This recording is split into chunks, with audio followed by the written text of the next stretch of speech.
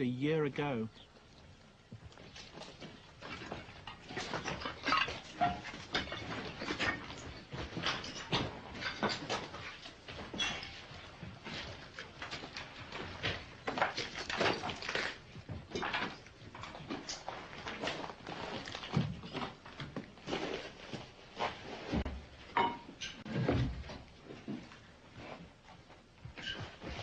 They had disappeared, ethnically cleansed. Only a few days ago, no one would say where they were.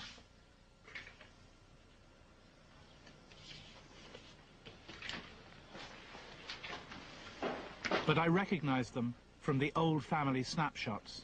These were the people who gave me coffee a year ago. To this day, I don't know where they are.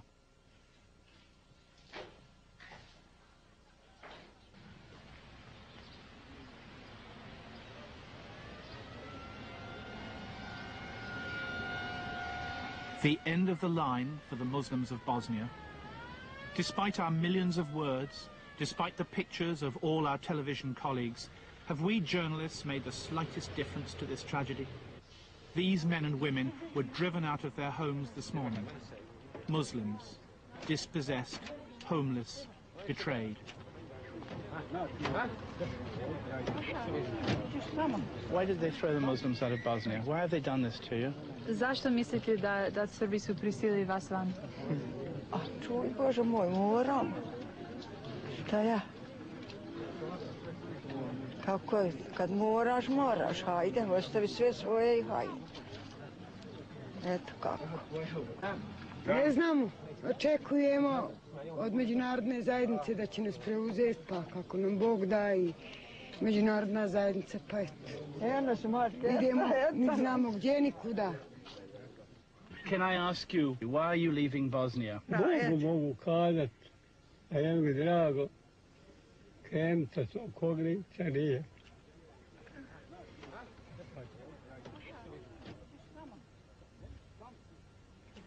Znači kažu, pa hvala Bogu, onda djecama zovu, da će nas prijatelj napusti, pa jedva čekam da dojdem.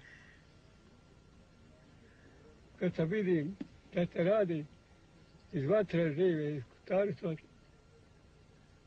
hvala Bogu. Hvala Bogu.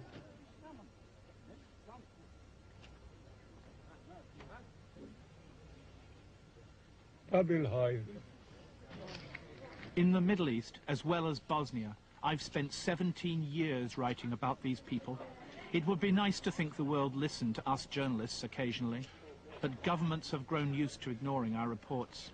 If you still believe in the New World Order, you shouldn't be watching this. Governments want us to think about peace in the Middle East. They'd rather we never saw this, never wrote about it. They'd rather we shut up.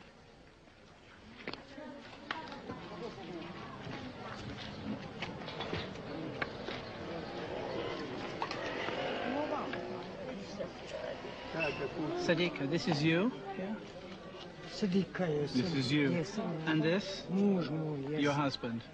Umro, mrtav. He's dead. And this here is? Jetrva moja.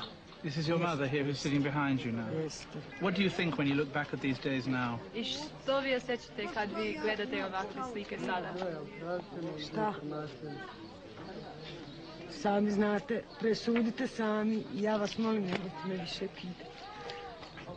Izvinjavam se, ja nemam više snage.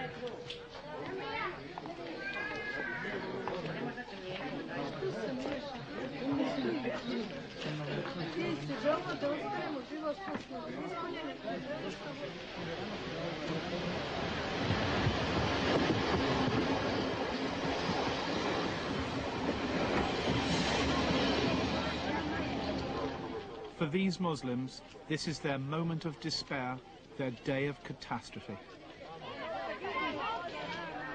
An hour ago, they were Bosnian Muslims in their own homes. Now they are refugees. Ladies and gentlemen, a tiny moment here for a little bit of humour in all this grimness. We did, and this is not so humorous, make a whole sequence, which I'll show you later, about 8 minutes of it, about Mohammed Hatib, an elderly Palestinian, and his family, who were ordered by the Israelis to leave their very old home just east of Jerusalem. However, before you see the film, the problems of television and reality. First of all, I'm going to let you watch a little bit of rough cut of that film, in which you see me escorting the old man through his orchard. It's poor quality because it's rough cut. I want you to see if you can hear the sound of a cock crowing. Okay, Tom, can we go with this very short clip here?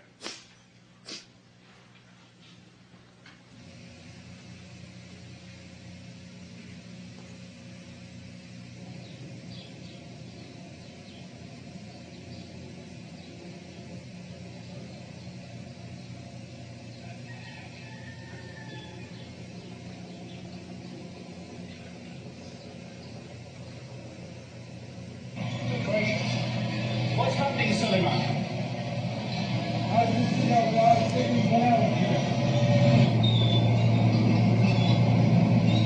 Okay, cut it there, Tom. Now I want you to see if you hear the cock crowing the second time. On you go, Tom.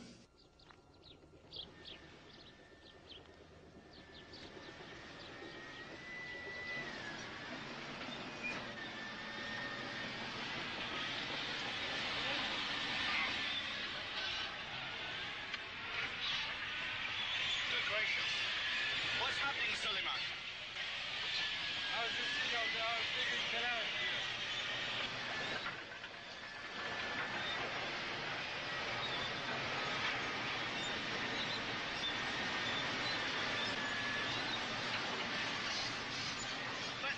But when you see this, what future is there for you? This land is gone. How can you possibly hope to keep your land in the face of this? Because we are still in the land. We have a house in the land. It's covered with trees, with walls, and it's a live land. It's a living land. It's a living land, of course. Mohammed Hatib and his son have been told to leave their home to make way for a settlement for Jews, some of them from as far away as Russia.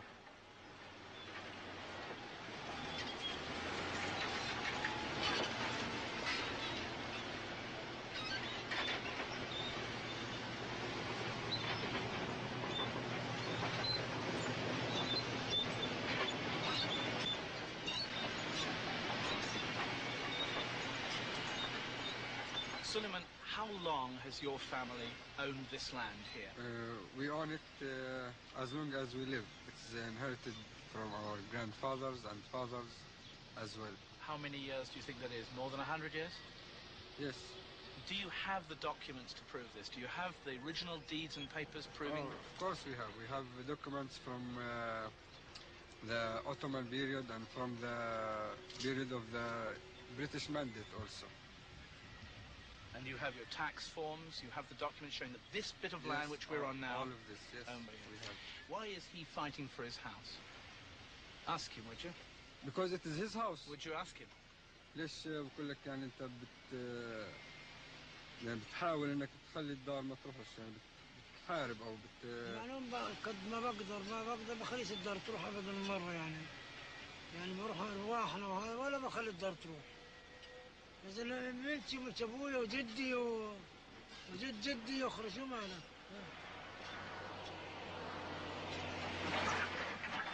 شوف يا قلبي لا بناكل ولا بنشرب ولا بننام، والله المرض طب فينا ومراضة هيوتنا من اللي جرالنا. يعني أخرى الواحد يطلع من داره ومن بيته وين نروح؟ لنا قدرة نروح نقعد في دور الناس إحنا معيلين وختيار بحر علي عاجز وإحنا عجز ومراضة. مش ظلم هذا اللي إحنا فيه؟ Suleiman, what is this document we have here? It's a warning for us to leave the house, to leave our house. This is the official notice to quit? Yes. Now this is in Hebrew. Do you speak Hebrew? No, not very much. What have you done with this document? Where is the original? We gave it to our lawyer, Jonathan Kutab. Kutab? Yes. Jonathan Kutab. And he is in East Jerusalem? Yes, in East Jerusalem. Okay. Although annexed by Israel, the center of East Jerusalem is still ostentatiously Arab. Israelis fear they'll be attacked here. Israeli taximen don't like to drive on this side of the city.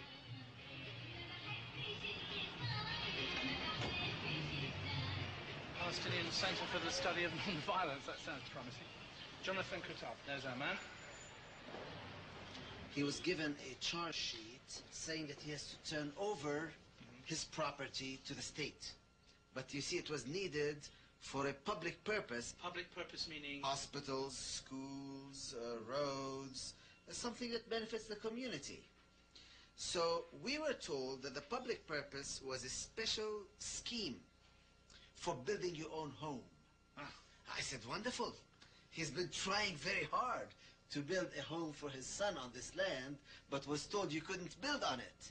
So now if you can build on it, he would be glad to build a unit, a single apartment here, in return for turning over his property. He doesn't want money, but he wants to participate in this wonderful public scheme.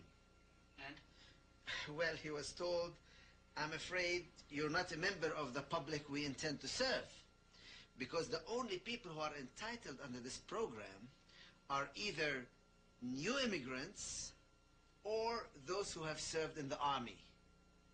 But he can't serve in the army. Well, he said our army. This has to be the Israeli army.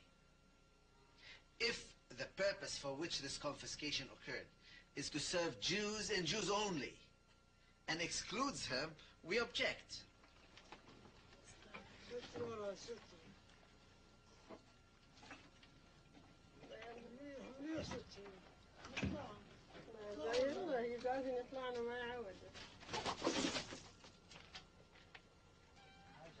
Above Mohammed Khatib's home, the settlements continue to be built.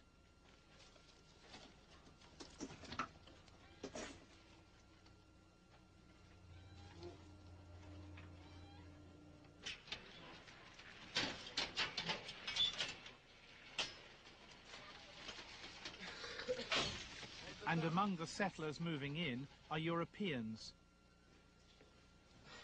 Sonia Leani was born in France.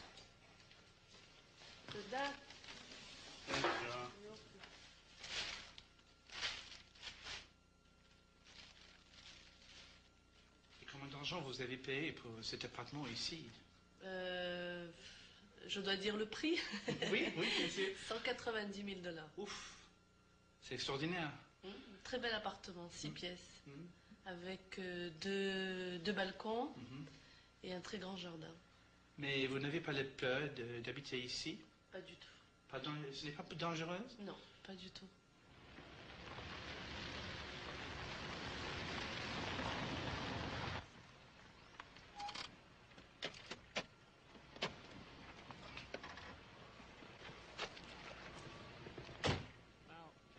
Mickey Molad is head of the Settlements Residents Association. Arabs and Jews, and here I'll let you understand a bit of the geography. Over here where the minaret is, the mosque, this is a village which is outside of Jerusalem. And it's obviously an Arab It is an Arab Muslim village, Muslim. It's called Khizme. In front of us you see your build your own house scheme, where we see on the right hand of it, we see an Arab house, and his was owner of part of the land, and he wanted to buy... Mr. Molad has been following the story of Mohammed Khatib and the Palestinians' efforts to keep his land.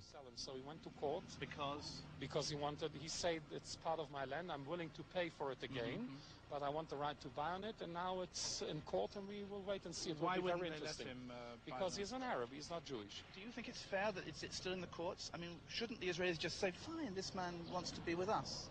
If you talk fairness, maybe you're right, but we live in a society where there are certain laws, and if I would have been him, I wouldn't even try to go and live within a dense Jewish settlement.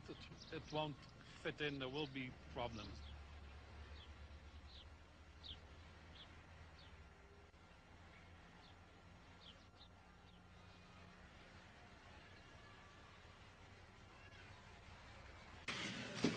Ladies and gentlemen, the last bit of tape I want to show you is how we tried to deal with the issue of Sabra and Shatila, the massacre, and how we tried to deal with what was then, when we made this film, a virtually new phenomenon in Lebanon, well new by about 9 or 10 years, but certainly not new to us now. This is how we catalogued the first suicide attack ever on the Americans and the Sabra Shatila massacre. We can go ahead with it now, Tom, actually, yeah. Massacres are difficult to forget when you've seen the corpses. At the end